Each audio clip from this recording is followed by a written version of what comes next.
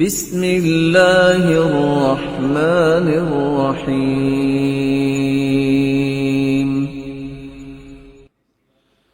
دنیا کے اندر کسی ایک مصیبت کو سینے سے لگانا پڑتا ہے، یا دین کو یا دنیا۔ دین بچانے کے لیے سزائیں سہنی پڑتی ہیں۔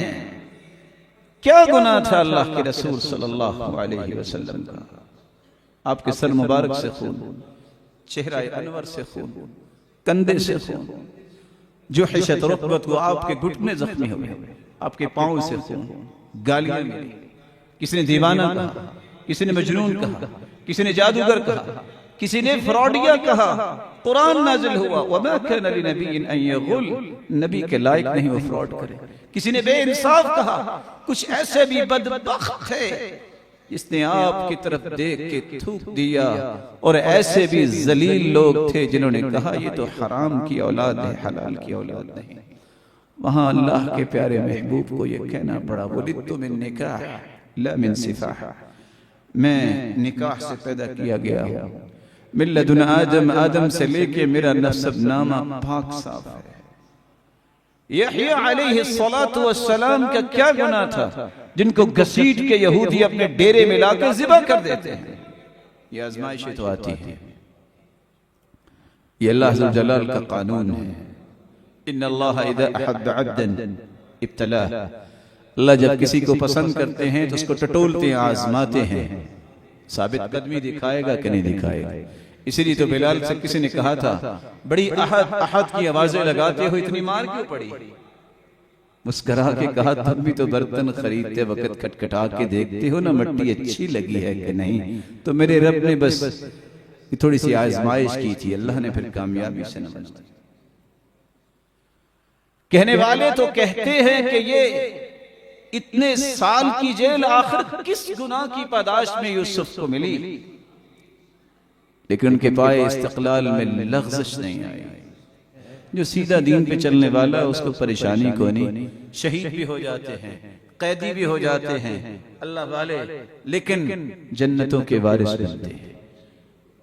کیا گناہ تھا عیسی علیہ السلام کا؟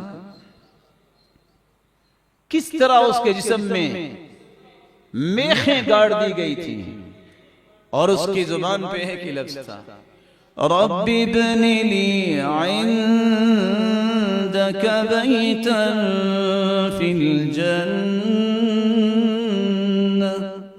ونجنی من فرعون وعمله ونجنی من القوم الظالمین۔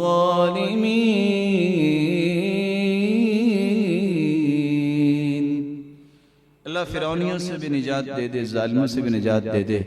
میں نے صدارتی محل چھوڑا ہے، اشارہ ابرو پہ 4000 غلام حرکت کرنے والوں کی قربانی دی ہے، اور اس مصیبتوں میں آ گئی ہوں۔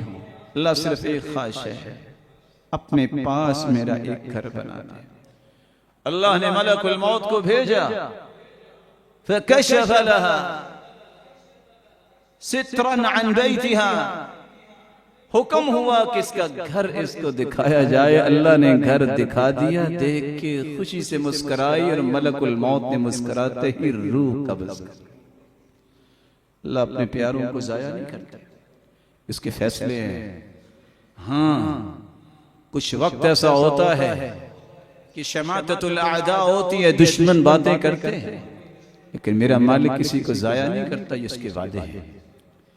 اور لوگ دیکھ رہے ہوتے اچھا ایسا ہوا؟ نہیں، انبیاء اور صلحاء، تابعین اور تبع تابعین، یہ تاریخ ہے پوری۔ دشمن آئے بھی، 70 مفتیوں نے اس بات کا فتویٰ دیا تھا امام احمد بن حنبل کو سولی پہ لٹکایا جائے۔ کیوں؟ یہ قرآن کو مخلوق نہیں کہتا۔ وہ 70 کون تھے؟ ان کے ناموں کا بھی کسی کو پتہ نہیں، نام آج بھی زندہ ہے تو احمد بن حنبل کا زندہ ہے۔ حق ہمیشہ باقی رہتا ہے، باطل ہمیشہ ختم ہو جاتا ہے۔ الحق ابلج والباطل یتلجلج، حق ہمیشہ ثابت ہو کے رہتا ہے اور باطل پاؤں تلے روندا جاتا ہے۔